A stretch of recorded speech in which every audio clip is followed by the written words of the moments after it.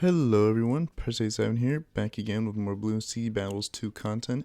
Now this is picking up on where I left off on a few episodes ago, where, facing the guy from Ceramic Crucible, Gaiman. Now I'm just gonna spoil what happens now. It's not very interesting. He ends up dying to Eco Reds. He just ends up placing down Oben, and well, that's about it. This was done before Season 2 started, so he was most likely, surrender farming, which I guess I can understand while trying to get some XP, but he ends up dying so fast that, it really doesn't end up making a difference. I just wanted to show this match because I thought it was kind of funny, even though it was, ultimately uneventful, but, it's a free win, so I'll take it. Now, this next match was on Koru out of all maps. I'm pretty sure Koru is the shortest map in the game, or at least it probably has the shortest sent bloom path along with Glade, but I do think that, Koru is just so much harder than Glade simply because Glade has the straight line bloom scent path while Koru is incredibly short. So pretty much here in this match here, of course the same boomer start. This was before I actually learned how to start on Koru. Again, I still am experimenting with this setup and of course unlocking all the paths, as well as learning how to start and what to do on most maps. So this was a kind of experimental match on Koru, as I really wasn't sure what to do, how to start. I did get that angle down, just that really nice and just beautiful curve right there. But even then, it still kind of dies to that round 2, just grouped blue wave. Also, I should mention that this footage was recorded before 1.06. I'm not really sure if 1.06 is going to be out, by the time you see this video. I mean, maybe, although I do doubt it. This video is going to be coming out on, I believe, the 10th of January. So anyways, I guess I'll just throw that out there just in case. I will be talking about, how I'm going to rush him since, he is going Darling and Laser Shock still is not fixed. So, of course, I am going to have to, just be a bit more cautious and plan ahead when it comes to rushing and killing this guy, as of course, Laser Shock still hasn't been fixed at this point, and so pretty much Laser Shock stacks infinitely. I'm sure most of the people who already know this, but just in case someone wants to go back and watch an older video that's not in season 2 or hasn't played before or played after the Laser Shock fix, that's just what I'm going to talk about. So overall, so he's going Darling into Oben, so I assumed he was going hardcore meta, just Darling Ninja Sniper, or just some very small variation for that, which Darling Spac Ninja, not Darling Spac Ninja, it was Darling Sniper Spactory, Darling Sniper Super, just stuff like that. I mean, it still really is meta, but I guess it's just, it can't really be considered off meta, is basically what I'm trying to say. Now, of course, this worried me a bit simply because I've never actually, well, not never actually, is that, actually, yeah, it is. I've never actually, faced against someone who was going just hardcore, really sticking to the meta.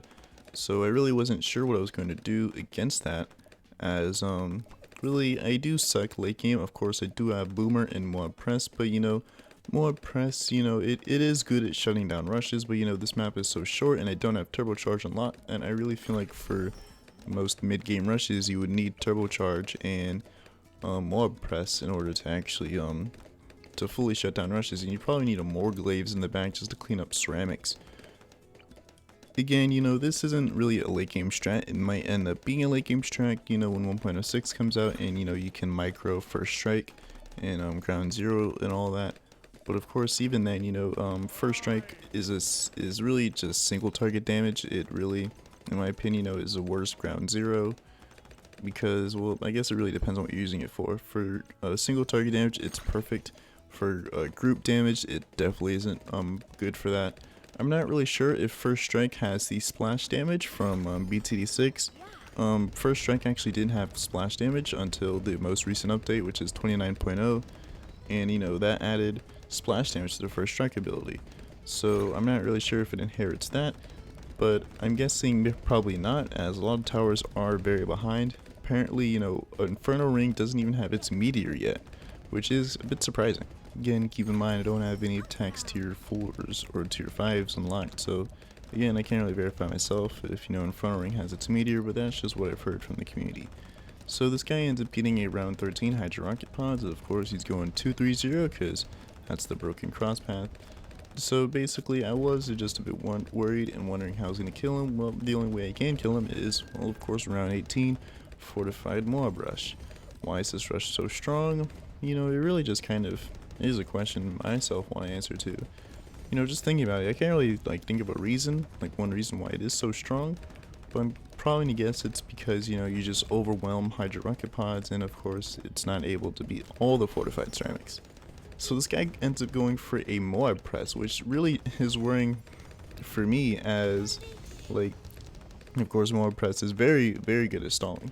So this guy goes in for a Camel Ceramic Rush, which forces me to get a triple guns and end up boosting. But even still, I didn't leak no lives lost. If he had just, I guess kept the pressure up just a bit more and sent more Camo Ceramics, I probably would have had to sold for a more glaives and would have drained me more. So I ended up being a bit cautious and ended up getting just jungle drums. Now this guy ends up placing down a sniper, which is a bit worrying for me, as I was thinking, he's probably going main Moab, but then when I thought about it, I was thinking, he wouldn't really need 2 stalls, and he ended up going for the dumb cross path for Moab press, 204 instead of 024. You want 0, even though 204 has stronger knockback. It doesn't throw as often, so it can't just stall as strongly as it can before, especially against grouped balloons. Is you really want to just really would just want the faster attack speed just to stall more and more, get a more consistent stall. So anyways, it's round 18. I decided to save a bit of money before sending the Fortified Moab Rush. And yes, it was a bit bold, sending it with Moab Press, but he went for 204 Moab Press instead of 024. So that really, when I saw that, I was just like, yeah, I'm gonna rush this guy. I was also praying he didn't rush me, because really my only Moab damage I had unlocked at this point was just triple guns, and of course I can't infinitely spam that. So he ends up aiming his Dartling away to try to clean up ceramics, but that was his biggest downfall. Probably should have just boosted and just kept it, just aiming to where it was. So this match here was basically just a match I wanted to show, because it's just yes, it's this kind of match, it's just detailing, what do you do when the round 18 Fortified Moab Rush fails? So what do you do? Well, I can't really think of what you can do, really. The only thing I can really think of is maybe, either killing your opponent on round 26 with DDTs and just hope and pray that, you can send DDTs fast enough that, you send yours before he send his, or you just outlast your opponent and go to round 30 plus and hopefully kill your opponent with fortified bads. I didn't do either of those. You'll see what I did there, but I did try to rush this guy on round 18 and it unfortunately failed. Not because of my error or anything. It's because he had one tower that was pretty good against against ceramics and just just really just mid game rushes in general. So yeah, just want to point out that round 18 rushes aren't invincible. They can just easily be countered by pretty much most strategies, or not most strategies. They can be countered just with a fair bit of skill. If your opponent is just kind of not as good at just Dartling meta in general, you can punish your opponent for either being greedy and not getting Hydro Rocket Pods when they should, or just not knowing how to properly play Dartling meta. Now of course this is to be expected, since this is White Wasteland, and I assume at this point a lot of Dartling players are gonna be wary about round 18 and just rushes in general, so they're probably going to be prepared just a lot better than Yellow Stadium or any arenas like that. Now he ends up getting a village here, which is very curious choice, and immediately sells it and gets a Spike Factory. Now it just showed me all of his 3 towers being Dartling Spike village. Now of course this is the tower I was talking about that's pretty good against mid game rushes. The upgrade in question is Spike Balls. Spike Balls is incredibly strong for mid-game rushes. It's actually kind of insane. And, they even address Spike Factory in the recent 1.06 update that may be out for then, I don't know. Basically, what they did, if you didn't read the patch notes, was basically they changed the base spike duration from 50 seconds to 40 seconds. So, I'm not really too entirely sure what that means, but based on What I think it means is I'm pretty sure it means that spikes will time out after 40 seconds. Now, of course, this obviously is a thing that does need to fit. If Factory spikes didn't time out at all, it'd be incredibly overpowered and just really broken. Imagine, like Permaspike or Supermine so it doesn't time out. So, yeah, I guess that is a pretty nice change. So where Spike Factory just isn't as good against mid-game rushes, but I do suspect that, Spike Balls is pretty strong against, just still would be strong against mid-game rushes, or just a cleanup tower. Now I am a bit curious about Permaspike, as I'm curious to see like if the time before spikes timeout is increased, as I do know in like base BT6 it was after I believe like 5 minutes or 3 rounds. Now I'm curious to see if that's like still the same or the case as in battles 2. So basically I feel like Permaspike actually needed a buff in battles 2, since you don't have time to accumulate spikes, and of course the most effective way to use Permaspike was to stall the round using like Absolute Zero or a 012 ice.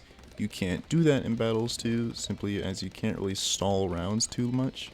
Now I do want to talk just a fair bit about this strat. If you did see and notice in the last match, I did actually go for a camo village instead of a decamo sub. Well, why is this? Now depending on the map, I will actually switch up what method of camo detection I use. On a map like Docks, I will go for a Submergent support, as it's way cheaper and it goes into Reactor sub, which is actually fairly good. Of course after the nerf it's not as strong, but it still is pretty good, I guess, just decamoing balloons and cleaning up just rushes or whatnot.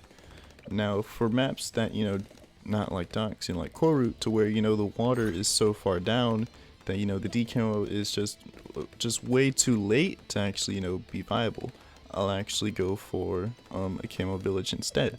So depending on the map, you actually do want to switch up what method of camo detection you use. Now of course it's only if you're going for this strategy, boomer, village, and sub. Now this guy ends up trying to rush me with camo perps. In response, I just ended up boosting and saving up enough money for more glaives. I probably could have avoided boosting if I had just sold one of the ricochets just into a more glaives, but at the time I didn't really think about that. More glaives just ended up cleaning it up nicely. As usual, I sent him a little taunting emo, just laughing for even trying that rush, especially against a strat like this where it really does excel our game against group balloons. Now something I didn't notice over on his side is I probably could have punished him for his lack of lead detection, as really it was only Gwendolyn who could hit leads. So if I would just send, grouped leads at him, it probably would have forced him to get a Hydro Rocket Pods. Now, of course, this is assuming that, the leads can actually get through. But if I just sent camo leads, I probably would have forced him to get on kind of Hydro Rocket Pods, or he would have just choked and not gotten it in time. Just looking at that, really should have been paying attention more to my opponent's side. I guess that's my punishment for not doing it. He ends up placing down a village, which is a very curious choice. I assumed he was just going to go straight for discounts, although I'm not really sure if discounts would be really that worth it in battles too, seeing as it is a lot of money to spend on just a single discount, number one, and number two, I can really just you can just easily punish your opponent for just being greedy. Now, of course, he is going for Spike Balls, which of course, is bad for me, as again, Spike Balls is incredibly good against mid-game rushes. So when I saw that, I kind of doubt I was going to win. So basically at this point I was just trying to, just get XP for towers. I was still going to save for the round 18 rush, just to, try it out. He didn't accumulate, a whole bunch of spikes, so I just hoped and prayed that, I was just going to hit just enough to, just to break through the spike pile. Now before even the first fortified Moabs comes out, he ends up getting another Spike Balls, which of course is bad for me. So I just keep spamming, just the fortified Moabs just because, I didn't really know any other way to win against, just Dartling users in general. And really, round 18 is really the only, I guess, just the rush that I've noticed that actually semi works. If not, if the rush doesn't work, you're most likely going to be going late game. So the rush ended up not working, unfortunately, even though I boosted at him. It did break through the spike pile, but just didn't break through it enough to where it didn't really matter too much. Now he ends up being able to easily defend that rush. They even sent him, some fast cooldown Moabs. Even still, that didn't work too much. I don't feel like I just didn't really have the funds to really, just afford that rush, to where even if I sent, more, he had 3 spike balls up at that point. So at that point, I just figured, it really just was not worth rushing in. So here's to upgrade to triple guns, simply just because the natural Moab has now shown itself, and I wasn't really sure what my Moab defense was looking like, seeing as, all the towers I have down the field are meant for group balloons, and that, of course, Moab class balloon. Skipping forward just a little bit, and my opponent ends up sending me a boosted fortified BFB. Now this is kind of bad for me, seeing as the only Moab damage I had was just triple gun spam. I didn't have Moab press unlocked to this point, unfortunately. I actually didn't unlock that till season 2. So yeah, basically my strategy was just to spam 023s. Thinking back, I probably should have sold the primary training for more 023s, not 023s, 203s. The global range is necessary here. And so I was not liking the bit damage. It did seem a bit slow, so I used both Quinlan's abilities and a boost just to try and break through the BFB layers. Now I ended up breaking through the BFB layer, and so now I have to deal with the fortified ceramics. How do I deal with it? Simple. You don't, and you just die to them. Which is unfortunate, but it just goes to show that, they're just the sheer power spike balls. Even if I did defend that, the only other way I was going to rush them was around 26, with, of course, fortified DDTs. But even then, I really don't think fortified DDTs would have been enough just to, to actually break through all the spike balls he was going to spam.